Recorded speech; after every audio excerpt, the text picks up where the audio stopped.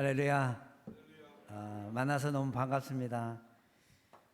어떻게 프레스노라는 지역을 제가 전혀 알지 못했는데, 그리고 제가 또 이곳에서 우리 임채용 목사님을 만날 거라고는 상상도 못했는데, 또 하나님의 인도하심으로 인해서 또 이곳에 만났고 또 함께 말씀을 나눌 수 있는 그런 놀라운 그런 기적과 은혜를 베푸시는 하나님을 찬양하고 또 영광을 올려드립니다. 또 이렇게 함께 말씀을 나눌 수 있도록 허락해 주신 우리 모든 장로님들과 우리 목사님께 감사를 드립니다.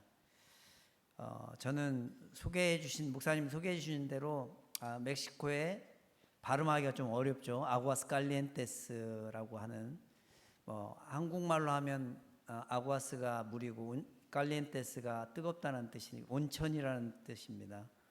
온천 물이 나오거든요. 그래서 온천이라는 뜻인데, 그곳에서 지금 17년째 사역하고 있는 이현 선교사라고 합니다. 멕시코와 한국의 문화는 굉장히 많이 다릅니다. 물론 미국 문화와 한국 문화가 다르듯이 굉장히 많은 문화적 차이를 가지고 있고, 저희가 17년을 사역하면서 느끼는 것은 아직도 잘 모르겠다. 멕시칸들을 아직도 모르는 부분들이 굉장히 많고, 알려고 할수록 더 모르는 부분들이 많아지는 그런 부분이 있습니다. 그래서 17년을 사역하면서 느낀 것 중에 하나는, 살아가는 것 자체가, 내가 이곳에서 이 사람들과 같이 살아가고 예수 그리스도의 그 모습을 닮아가면서 나의 삶의 모습을 보여주는 것이, 그게 선교가 아닌가라는 생각들을 자꾸 그렇게 하게 됩니다. 타문화권에서 복음을 전하는 것이 그만큼 어렵고 그만큼 힘들다는 것을 매일 느끼며 살아갑니다. 복음을 전하는 것이 왜 어렵냐면, 우리가 그렇게 그 복음을 우리의 삶으로 살아내는 것이 어렵기 때문인 것 같습니다. 어떻게 다시 말하면 우리의 삶으로 하나님의 말씀을 그대로 나타내면서 살아간다는 것이 굉장히 어려운 게 아닌가 생각합니다. 복음을 전하는 데 많은 어려움이 있지만 여전히 그곳에서 복음을 전하고 있습니다. 왜냐하면 우리가 그래서 복음을 전하는 것이 아니라 그럼에도 불구하고 복음을 전하기 때문에 그렇습니다. 그래서 우리가 그래서 헌신하는 것이 아니라 그럼에도 불구하고 우리는 헌신하며 살아가야 되기 때문입니다. 오늘 우리가 오늘 말씀을 나누는 부분이 요나서인데, 요나가 하나님으로부터 선교적인 명령을 받습니다. 저희처럼 선교적인 명령을 받는데, 니느웨에 하나님의 말씀을 전하라는 명령을 받습니다. 그런데 이 니느웨가 아닌 다시스로 도망을 가다가 하나님께 다시 끌려와서 회개하고 하나님의 말씀을 다시 니느웨에 전하게 되는 그 사건을 우리가 잘 알게 됩니다. 그 복음을 전했고 그 백성들이 회개합니다. 성경을 보면 요나가 기쁜 마음은 아니었지만 하나님의 말씀을 전할 때 니느웨 안에 회개 운동이 일어나는 것을 보게 됩니다. 그리고 하나님은 니느웨에 내리기로 했던 재앙을 거두어 가십니다. 이때 요나의 반응이 어떠했는지 아십니까? 요나서 4장 1절에 보니까 이렇게 말씀합니다. 요나가 매우 싫어하고 성내매, 기분이 별로 좋지 않았다는 겁니다. 그 지역에 복음을 전했는데 복음이 역사가 일어났고 복음을 통해서 변화가 일어났는데, 이 요나의 마음은 여전히 탐탁지가 않았습니다. 이 성경의 원문을 보면 처음에 이런 단어가 빠져 있습니다. 처음 등장하는 단어가 뭐냐면, 그러나 요나가 매우 싫어하고 성내매, 그러나라는 단어가 있습니다. 이 단어를 통해서 우리가 유추할 수 있는 것은 요나가 원했던 결과가 아니었다는 겁니다. 요나가 기대했던 결과가 아니라, 복음을 전하기는 전했지만 요나가 원했던 결과가 아니라 하나님께서 어떻게 보면 재앙을 내리시길 원했는데 하나님께서 그곳을 회복시키셨다는 겁니다. 제가 이 마음을, 요나의 마음을 좀 잘 압니다. 왜냐하면 제가 신학교 때 저와 함께 선교적인 꿈을 꾸고 같이 기도했던 친구가 있습니다. 얼마나 열심히 같이 모이면 정말 우리가 좋은 선교사가 되자 그러면서 같이 기도를 하고 같이 꿈을 꿨었습니다. 저는 중남미를 생각하면서 기도를 했었고, 그 친구는 정말 한 지역을 생각하면서 기도를 했었습니다. 그 친구는 굉장히 애국자였어요. 저보다 더 애국자이고 대한민국을 굉장히 사랑하는 애국자였습니다. 그래서 하여튼 만나면 기도하면서도 항상 저에게 어떤 얘기들을 많이 했냐면 일본에 대한 얘기들을 많이 했습니다. 우리나라의 역사가 어떻고, 일본과 우리의 관계가 어떻고, 우리가 일본을 용서하지 못하는 부분이 있고, 막 그러면서 일본에 대해서 아마 할아버지가 독립운동가였는 것 같아요. 그래서 굉장히 그거에 대해서 막 이렇게 일본에 대해서 굉장히 안 좋은 많은 마음을 가지고 있었어요. 근데 하나님께서 같이 막 기도하는데 저에게 중남미의 마음을 주셨는데, 그 친구에겐 어디 가라고 하셨을까요? 이 정도면 여러분 눈치채셨죠? 어디 가라고 했을까요? 일본.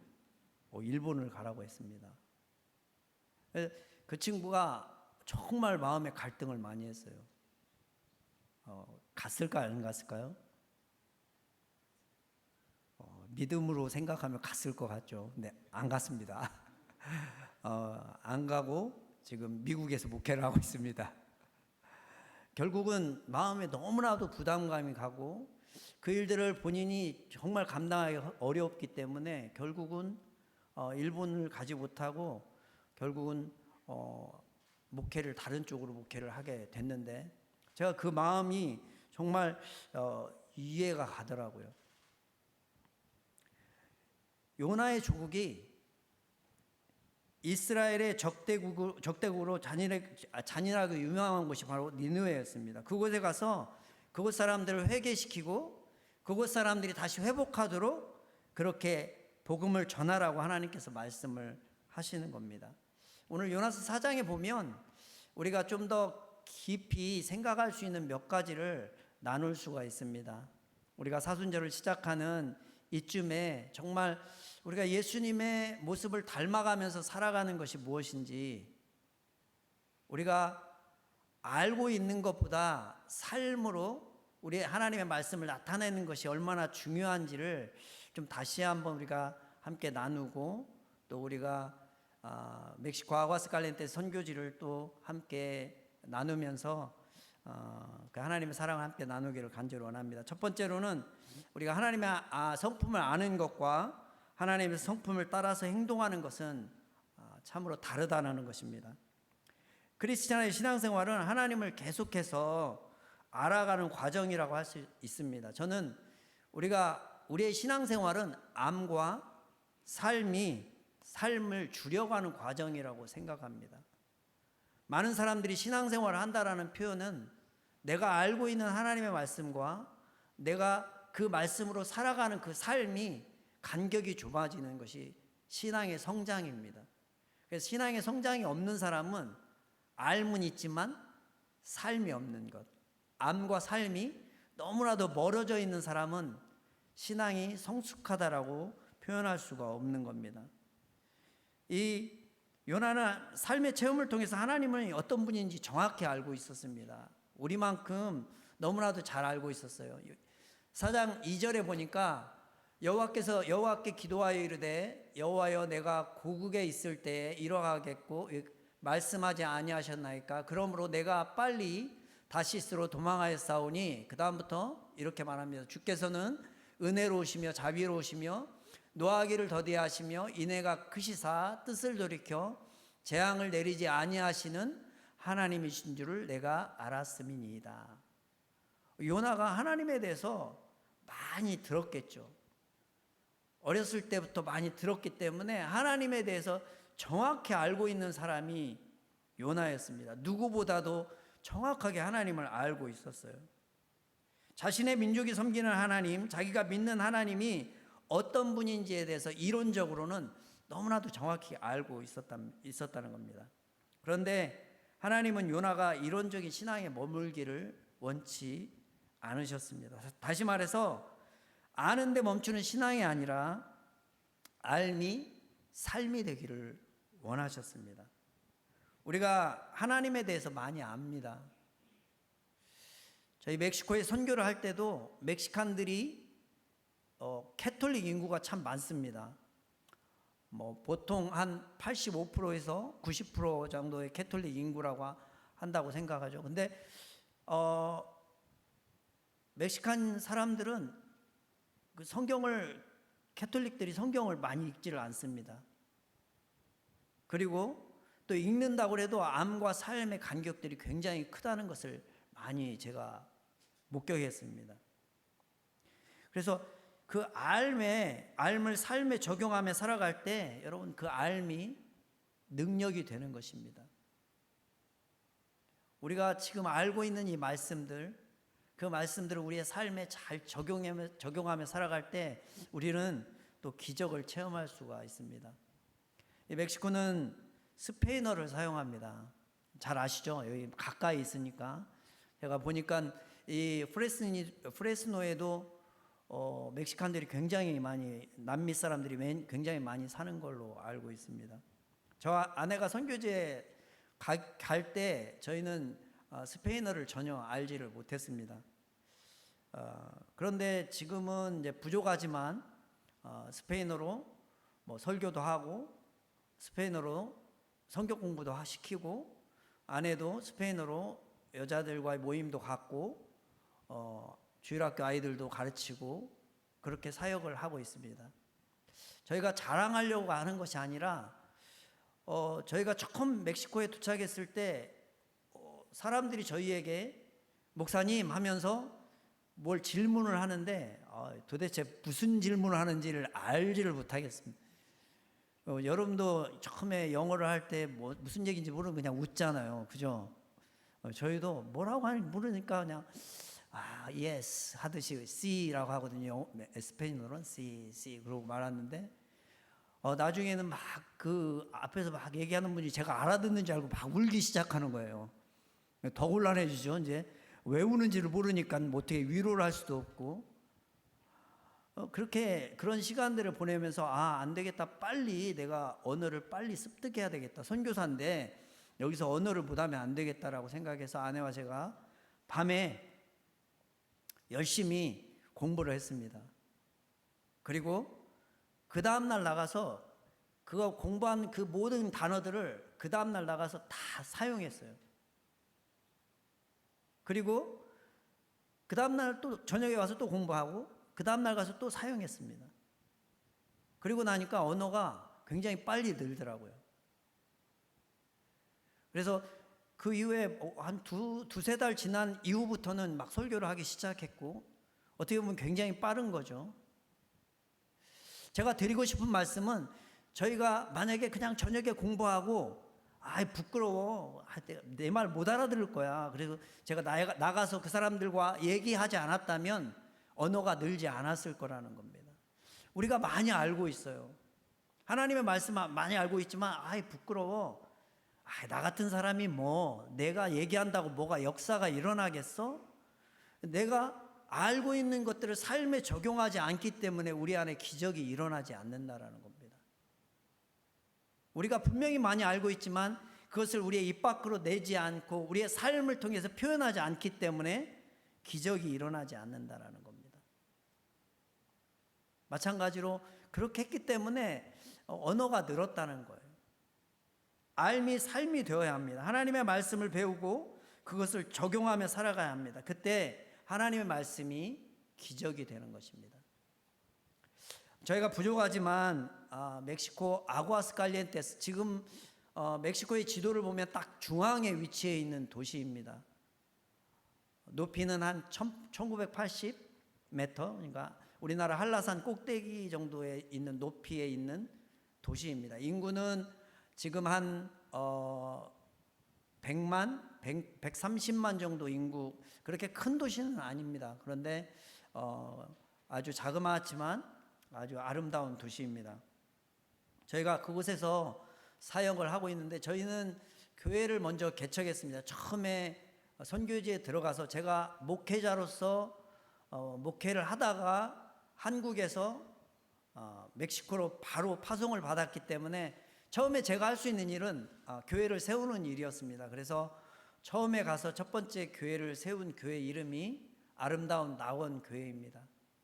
교회 건물을 4년에 걸쳐서 교회 건물을 성도들과 함께 지었고요.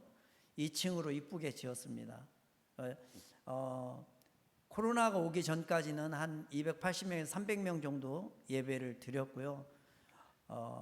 주일학교와 또 장년부가 지금도 아름답게 하나님을 예배하고 있고 찬양을 하고 있습니다. 한국 목회와 똑같습니다. 제가 한국 목사이기 때문에 주중에 목요일 날 예배가 있고요. 한때는 코로나 전에는 새벽 예배도 했었습니다. 그래서 처음에 새벽 예배를 시작하니까 멕시칸들이 저 사람이 도대체 뭘 하자는 건지, 새벽에 왜 우리를 나오라고 하는 건지 처음에는. 그런데 지금은 본인들이 하기를 원해요. 너무나, 왜냐하면 그 시간이 귀하기 때문에, 너무나도 조용하고 하나님 앞에 집중할 수 있는 시간이기 때문에 그렇습니다. 구역 모임이 있고요. 그 다음에 세미나나 여러 가지 한국 목회와 똑같이 그렇게 목회를 하고 있습니다. 저희가 두 번째 세운 교회가 새 비전 교회인데, 이 교회는 굉장히 어려운 지역에 세워졌어요. 경찰들도 군인들도 들어가기를 거부하는 그런 도시 안에 세워졌는데, 지금 이 교회는 굉장히 어려움을 당하고 있습니다. 그래서 지금 예배가 지금 멈춰 있는 상태에 있습니다.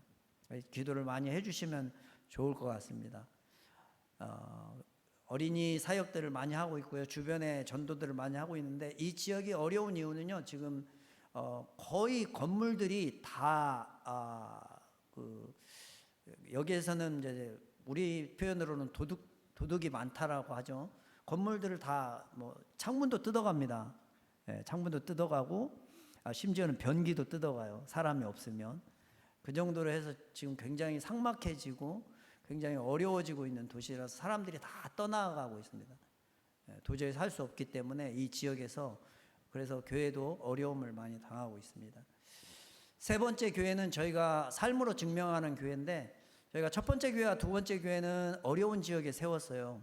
세우면서 좀 한계를 느꼈습니다. 어떤 한계였냐면, 굉장히 늘 도움을 받아야만 교회가 유지될 수 있다라는 어려움이 있었어요. 그래서 저희가 세 번째 교회는 중산층, 저희 지역 안에도 잘 사는 사람들이 있습니다. 근데 그 지역에 저희가 들어가서 복음을 전하자, 아내하고 저하고. 그래서 여러 가지 그 중산층을 전도하는데 또 어려움이 굉장히 많습니다. 가난한 사람들을 전도하기가 쉬운 부분도 있고요. 이 중산층, 좀 잘 사는 사람들을 전도하는데 굉장히 또 어려움이 있습니다. 저희가 들어가서 지금 그 지역에 교회를 세우고 복음을 전하고 있습니다. 요즘 저희가 여기도 한 90명 정도, 80명에서 90명 정도 지금 예배를 드리고 있고요. 굉장히 감사한 것은 이곳을 통해서 지금 첫 번째 교회와 두 번째 교회, 가난한 지역의 교회들을 조금씩 도와가고 있다라는 데 의미가 있습니다. 저희 생각은 이 교회가 잘 성장을 해서 저희가 은퇴하고 나서 이 교회가 다른 그 가난한 지역의 멕시코 우리 지역 안에 있는 가난한 교회를 좀 도울 수 있는 그런 교회가 되었으면 하는 마음으로 열심히 이 지역을 사역을 하고 있습니다. 이렇게 같이 이제 주일학교 아이들 이렇게 예배를 드리고 있고요. 네 번째 교회는 저희가 올해 초에 개척한 교회인데요, 새 아침 교회입니다. 이 교회도 이제 다른 지역에 세워졌는데, 그래도 감사하게 이제 교회가 조금씩 잘 성장을 하고 있고요. 얼마 전에 또 주일학교 아이들, 미국에서 그 부엔 사마리타노라는 그런 단체가 있습니다. 그 단체에서 선물을 보내줘요. 이렇게 조그맣게. 여러분 아마 그 아이들 학교에서 그렇게 한다고 하더라고요. 신발값 사이즈만한 데다가 선물을 $10에서 $20 정도 해가지고 선물을 채워서 이렇게 해서 그 모든 선물들이 이렇게 멕시코 여러 지역에 도착을 합니다.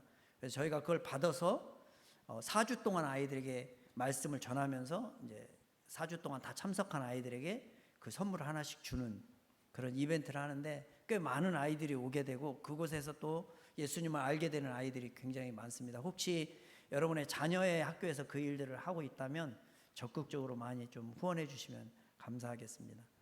아이들 저희가 이제 하고 있는 사역들이 세례와 또 소그룹 모임들 그리고 청소년 사역들을 하고 있습니다. 청소년들 저희가 4개 교회가 합치면 한 100명 정도의 청소년이 있는데 그 청소년들과 또 주변의 다른 지역에 초청을 해가지고 같이 청소년 사역들 집회들을 하고 있습니다. 예. 저희도 우리의 삶이 되기 위해서 굉장히 노력을 하고 있습니다. 그렇게 하지 못한다면 그 삶이 되기 위해서는 우리가 선택적인 순종이 아니라 전적인 순종으로 살아갈 때 가능한 것 같아요. 저희도 하나님 앞에 살아갈 때 저희가 선택하면서 순종할 수도 있거든요. 하나님, 내가 이거는 되고 이거는 안 됩니다. 이걸 선택적 순종이라고 하는데 하나님께서 우리에게 요구하시는 것은 전적인 순종인 것 같아요.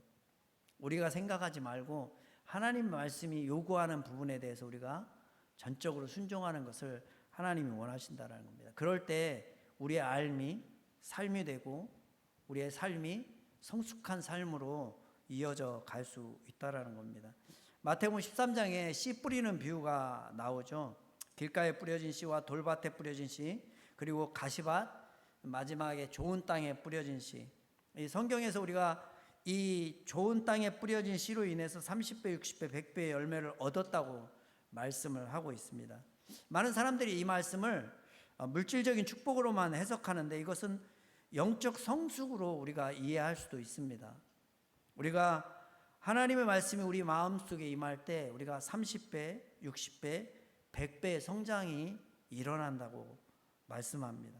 삶이 변해야 돼요. 알과 삶이 굉장히 동전 하나와 같아요. 양면성, 굉장히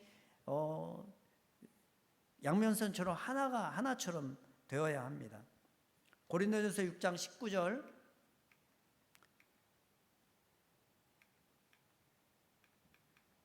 많이 가버렸네요.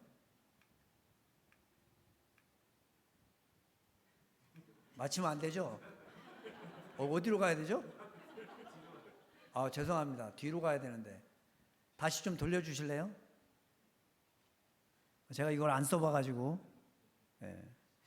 고린도전서 6장 19절에서 20절에 보면 너희 몸은 너희가 하나님께로부터 받은 바 너희 가운데 계신 성령의 전인 줄을 알지 못하느냐. 너희는 너희 자신의 것이 아니라 값으로 산 것이니 그런즉 너희 몸으로 하나님께 영광을 돌리라. 하나님의 말씀에도 분명히 우리가 우리의 입으로 하나님께 영광을 돌려야 하지만 마지막에 이렇게 말씀하고 계시죠. 너희 몸으로 값으로 산 것이 되었으니 너희 몸으로 하나님께 영광을 돌리라. 하나님을 아는 것으로 그쳐서는 안 된다는 겁니다. 한 걸음 더 나아가야 한다는 거예요. 한 계단 더 올라서야 한다는 것입니다. 하나님의 성품을 아는 만큼 하나님의 성품을 내가 소유하며 살아가야 합니다. 여러분, 많이 안다고 해서 많이 행하는 것이 아니죠. 아는 것과 사는 것이 굉장히 많이 다릅니다. 요나는 하나님이 어떤 분이신지 정확히 알고 있었음에도 불구하고 그 고백과 행동은 전혀 달랐어요. 요나서 4장 3절에 보니까 여호와여 원컨대 이제 내 생명을 거두어 가소서 사는 것보다 죽는 것이 내게 나음이니이다 하니. 요나의 고백입니다. 요나가 하나님의 말씀을 충분히 많이 알았고 하나님의 말씀을 이해해야 하지만 결국은 그의 삶의 고백이 이거예요. 내가 죽는 게 낫다라는 겁니다. 왜 이렇게 고백합니까? 요나가 가지고 있던 하나님에 대한 지식이 자신의 삶에 적용되지 못했기 때문에 그렇습니다. 하나님의 성품을 알고는 있었지만 하나님의 성품을 요나 자신이 소유하고 있지는 못했기 때문에 그렇습니다. 우리가 평생을 통해서 추구해야 될 목표가 있다면 하나님에 대한 지식과 우리의 실제적인 삶의 간격을 줄여가는 것입니다. 하나님의 말씀과 나의 삶이 조금씩 더 가까워지는 것입니다. 니느웨 백성이 회개하고 하나님의 진노가 거두어지는 것을 보면서 요나가 굉장히 화를 내죠. 그때 하나님께서 5절부터 8절까지 독특한 시청각 자료를 통해서 요나의 마음을 깨우쳐 주셔요. 거기에 등장하는 시청각 자료가 뭐냐면 박농쿨, 벌레, 뜨거운 동풍입니다. 우리 생활 가운데 눈으로 보고 귀로 듣고 만나는 모든 상황과 사건들 속에 하나님의 메시지가 숨겨져 있습니다. 그것을 발견해낼 수 있는 영적인 민감함이 필요해요. 이 어떤 메시지를 주십니까? 요나에게 두 번째 메시지는 박농쿨 아래 안주하는 인생을 살지 말아라 라는 것입니다. 하나님이 주신 축복을 누리는 것은 결코 죄가 아닙니다.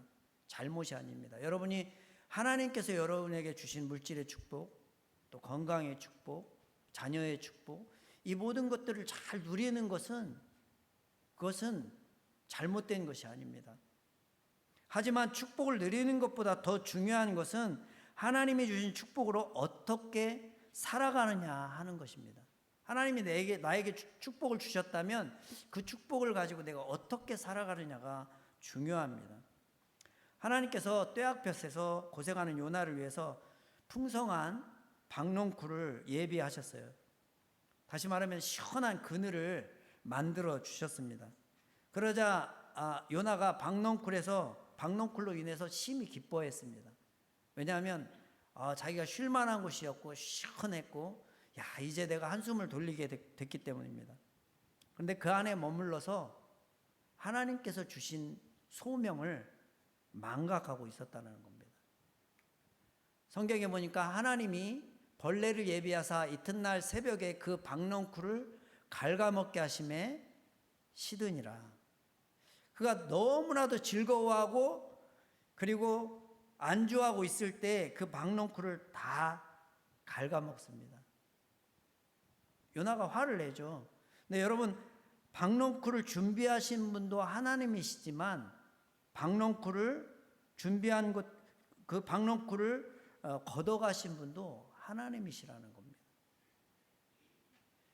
하나님께서 걷어가시자 바로 말라버렸다라는 겁니다. 여러분, 우리가 하나님께서 우리에게 많은 복을 허락하십니다. 그죠? 건강의 복도 주시고요, 물질의 복도 주시고, 자녀의 복도 주시고, 가정의 복도 주시고, 평안의 복도 주시고, 정말 많은 복들을 우리에게 축복하십니다. 우리를 사랑하시고 우리 안에 부어 주십니다. 그런데 우리가 그런 작은 축복에 안주하고 내 인생의 궁극적인 이유와 소명을 망각하고 산다면 하나님께서 여러분과 저의 인생에 벌레와 뜨거운 동풍을 보내실 수 있는 것입니다. 안주하지 않고 그 박농쿨 아래서 나와서 하나님의 뜻을 발견할 수 있는 하나님의 자녀가 되어야 합니다. 분명히 하나님께서 우리에게 요구하시는 것이 있거든요. 명령하시는 것이 있습니다. 이것을 다른 어떤 오해나 또 다른 어떤 내가 가진 다른 선입견으로 생각하지 말고 하나님의 말씀으로 그대로 받을 수 있는 그런 믿음이 우리 사랑하는 성도님들 안에 있기를 간절히 축원드립니다. 그럼 멕시코는 콜라 소비가 1위라고 합니다. 여러분도 콜라 좋아하십니까? 네. 제가 신방을 가면 교인들이 가장 많이 이렇게 주는 게 뭐냐면 콜라입니다. 콜라. 멕시칸들은 컵에다가 물을 줄 때도 반을 따라서 주지 않습니다. 딱 넘칠 정도로. 얼마나 사랑이 넘치면 막 넘칠 정도로 주는데 콜라도 딱 한 잔을 넘칠 정도로 딱 줍니다. 뭐 한 서너 집 가면 콜라를 서너 잔 마셔야 되는 뭐 그런 상황인데 굉장히 콜라를 좋아합니다. 그래서 세계에서 콜라를 가장 많이 먹는 나라가 멕시코입니다. 저희가 처음에 멕시코에 갔을 때 이 아내하고 제가 굉장히 깜짝 놀란 적이 있어요. 왜냐하면 교회 성도님 한 분이 아기에게 이렇게 젖병에다가 뭘 주고 있는데 막 아기가 막 자지러지게 놀라고 있더라고요. 보니까 그 우유병 안에다가 콜라를 넣어가지고 이렇게 딱 주고 있어요. 아내가 놀라가지고 왜 콜라를 주냐 그랬더니 콜라가 약이래요. 소화제. 그 어른한테나 해당되는 표현일 수 있겠지만 그 아이에게 그렇게 콜라를 줄 정도로 콜라가 뭐 굉장히 뭐 이렇게 많이 먹고 있습니다. 콜라가 아주 그 선교지 구석에 들어가도 콜라는 다 있어요. 그래서 제가 예전에 들었던 그 표현이 참 그 멕시코를 선교하면서 그리고 굉장히 손에 안 닿는 그 발이 닿을 수 없는 그런 지역에 들어가서 그곳에도 콜라가 있는 것을 보면서 그 당시에 예전에 들었던 그 코카콜라 회사의 리더가 했던 그 말이 표현이 생각나더라고요. 그 사람이 그런 얘기를 했잖아요. 내 몸에는 피가 흐르는 것이 아니라 콜라가 흐른다. 저는 그게 무슨 뜻일까 했는데 그 사람의 정체성을 표현하고 있는 거예요. 나는 그만큼 내 회사를 사랑하고 나는 콜라에 목숨을 걸었다. 그래서 아마 그 콜라 회사가 그렇게 코카콜라 회사가 그렇게 크지 않았나 생각을 합니다. 여러분의 정체성은 무엇입니까? 여러분의 몸 안에는 무엇이 흐르고 있습니까?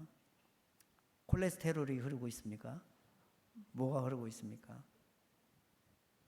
우리 안에 예수 그리스도의 피가 흐르기를 간절히 소원합니다. 그래서 그 다음 리더가 그런 얘기를 했잖아요.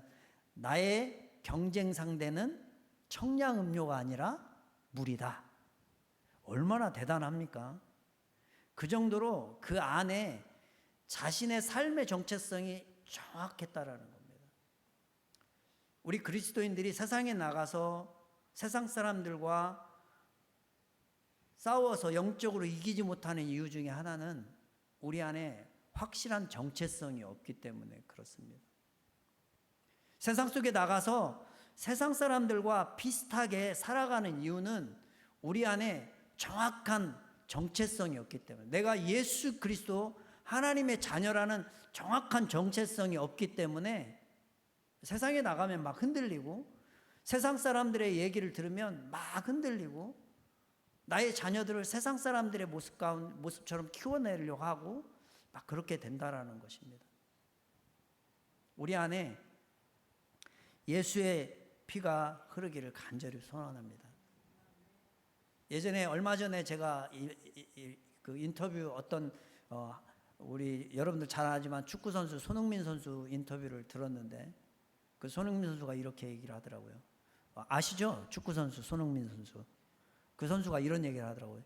나는 둘이 있을 때는 축구 이야기를 하고 혼자 있을 때는 축구 생각을 한다. 그래서 세계적인 선수가 된 것 같아요. 나는 둘이 있을 때는 축구 얘기를 하고 혼자 있을 때는 축구 생각을 한다. 우리 안에도 이런 모습이 있어야 한다는 거. 우리가 늘 혼자 있을 때도 하나님을 묵상할 수 있는 그런 하나님의 자녀가 되기를 간절히 축원드립니다. 세 번째로는 하나님의 궁극적인 관심은 한 영혼, 한 생명입니다. 요나서 4장 11절 12절에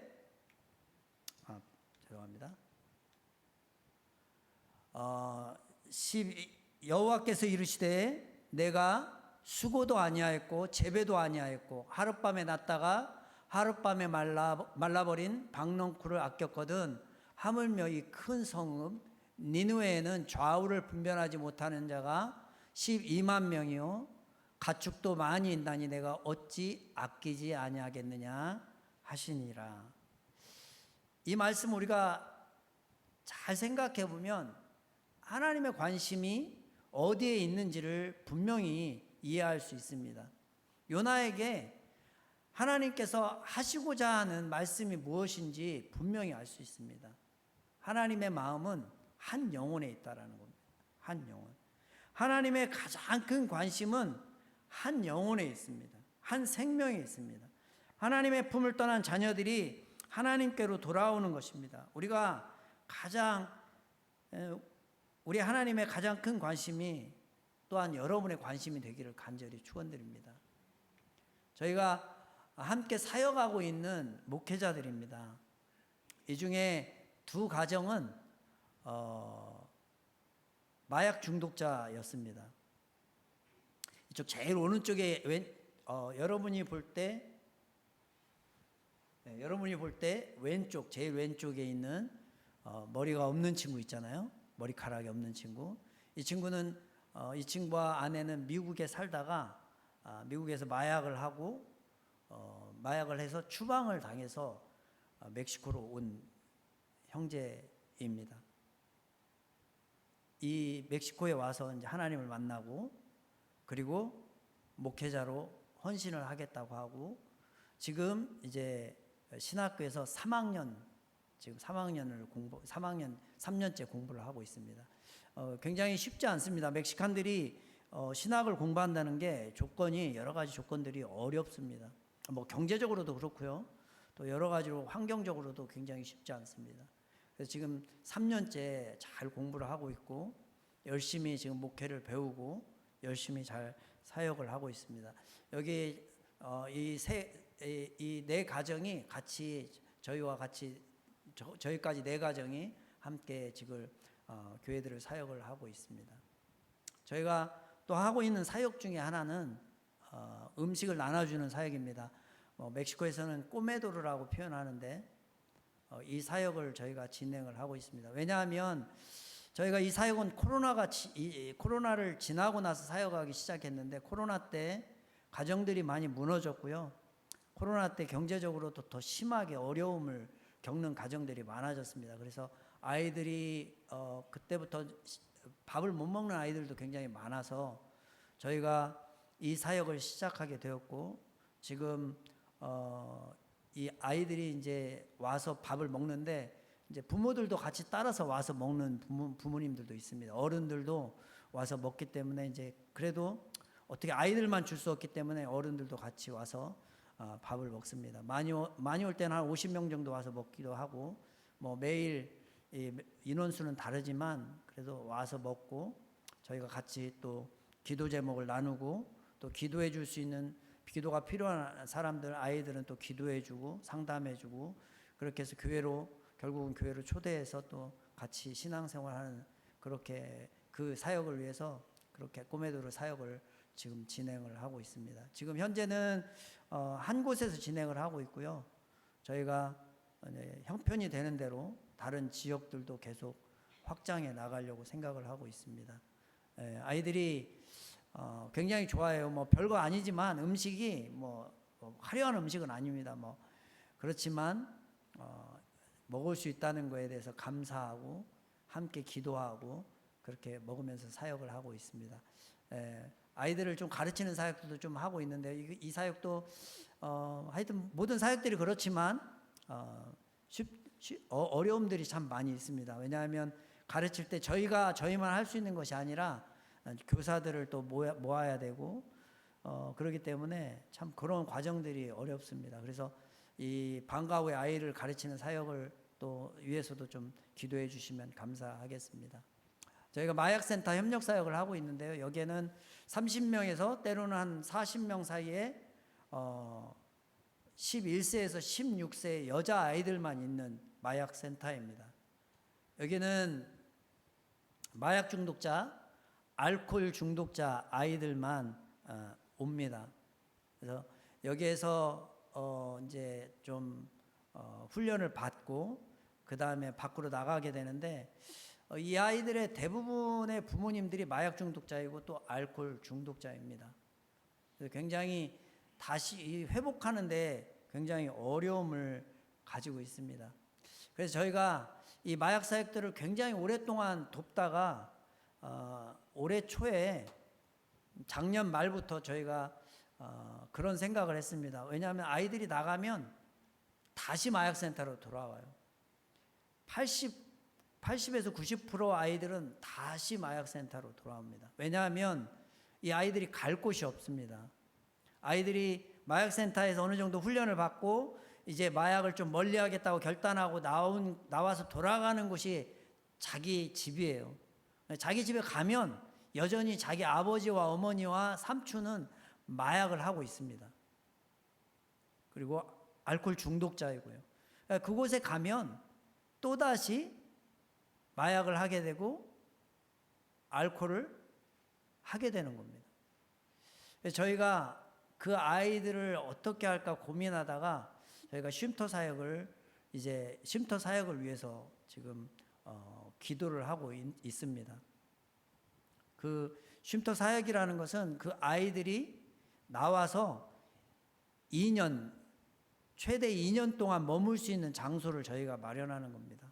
2년 동안 그곳에 머물면서 그곳에서 필요한 기술들, 대부분 아이들이, 마약 중독자 아이들이, 여자 아이들이 뭐 초등학교, 중학교 뭐 이 정도 나온 아이들이 대부분입니다.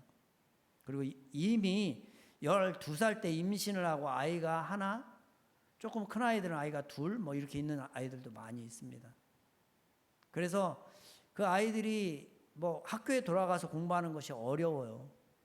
그래서 저희가 2년 동안 검정고시를 볼 수 있도록 그렇게 하고, 그 다음에 간단한 기술들, 뭐 미용이나 뭐 간단하지는 않지만 그래도 그 아이들이 빨리 배워서 삶의 현장으로 나갈 수 있는 뭐 미용이나 손톱이나 뭐 커피를 만든다거나 뭐 이런 간단한 빠른 시간 내에 배울 수 있는 것들을 배워서 삶의 현장에 나가서 또 자기가 생계를 유지할 수 있는, 그래서 생계를 유지하기 시작하면 따로 분리를 해서 자기가 집을 얻고 나가서 살 수 있는, 그렇게 자립할 수 있는 환경들을 만들어주기 위해서 저희가 쉼터 사역을 지금 진행을 하면서 기도를 하고 있습니다. 하나님이 어떤 뜻이 있는지 저희가 잘 모르지만 진행을 하고 있는 가운데 한 자매가 땅을 도네이션을 하겠다고 찾아왔어요.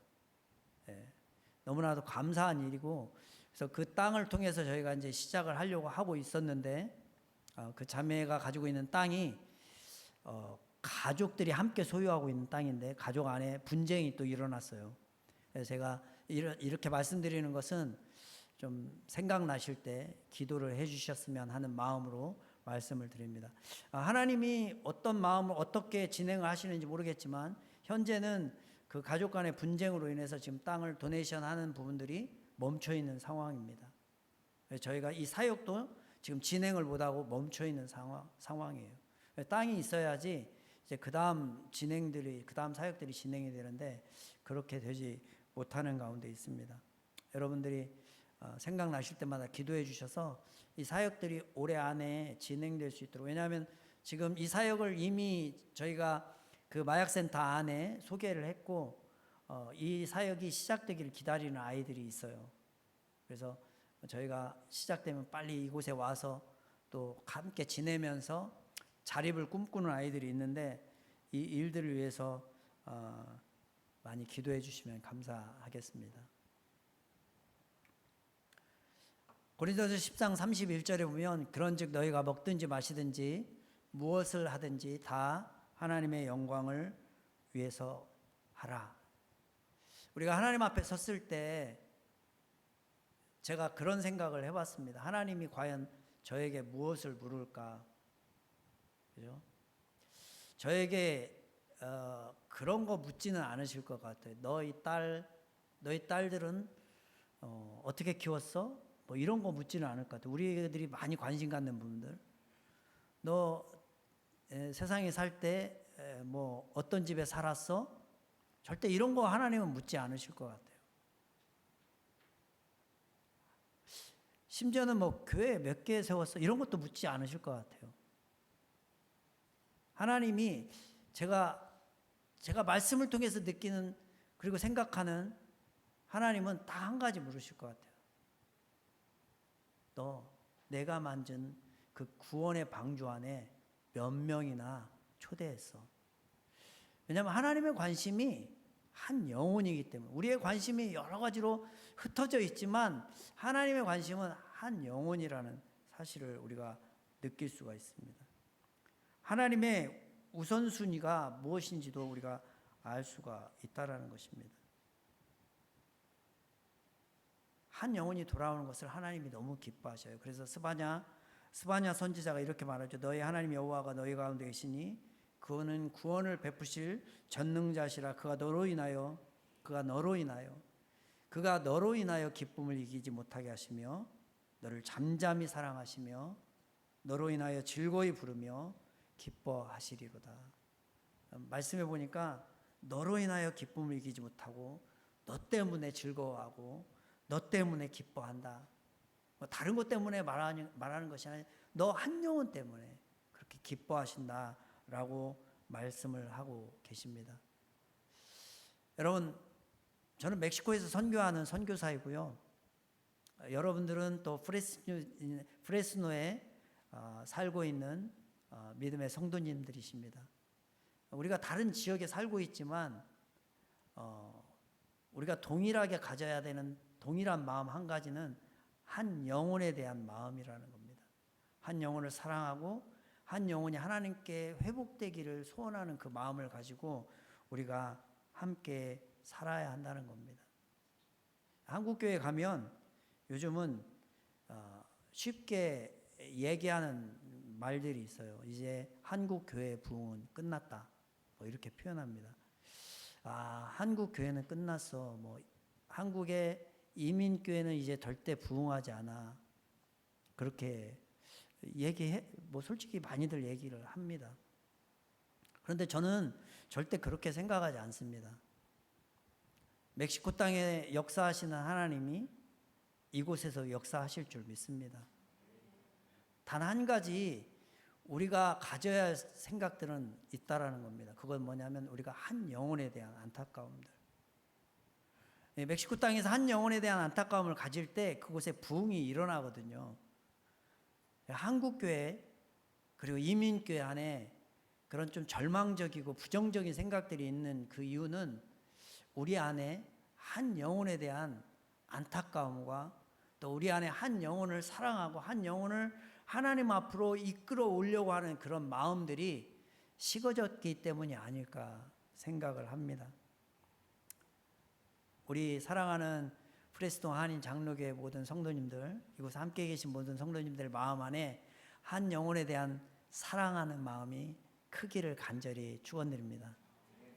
그래서 혹시 다음에 또 방문할 때는 우리 뭐 숫자가 불어나는 것이 중요한 게 아니라 정말 안 믿는 영혼들이 이곳에 모여서 함께 예배하는 게 중요한 거 아닙니까? 우리 교회가 막 숫자가 몇 명 모여 이게 중요한 게 아니라 정말 그곳에 하나님을 사랑하는 사람들이 많이 모이고 그 사람들이 또 믿지 않는 영혼들을 하나님께 인도해 나는 초대하는 그게 중요한 우리의 초점이 그건데 그 일들이 그 역사가 우리 이 프레스노 한인 장로교회 안에도 일어나기를 간절히 축원드립니다. 아멘입니까? 네, 그러면 제가 다음에 왔을 때 한번 보겠습니다. 제가 분명히 말씀드렸죠. 삶이 돼야 된다. 제가 다 100% 아멘 하셨거든요. 그래서 다음에는 한 분씩 꼭 전도했는지 안 했는지 한번 보도록 그렇게 하겠습니다. 여러분의 관심이 한 영혼이 되기를 간절히 축원드립니다. 이곳에 있는 프레스노에 있는 한 영혼, 그리고 또 여러분들이 혹시 아구아스칼리엔테스를 사랑하는 마음이 마음에 있으시면 또 아구아스칼리엔테스에 있는 한 영혼들을 위해서 기도해 주시기 바랍니다. 그래서 하나님이 기뻐하시고 또 우리의 삶이 되어서 늘 하나님이 우리에게 베풀어 주시는 기적을 체험할 수 있는 믿음의 성도님들 되시기를 간절히 축원드립니다. 기도하겠습니다.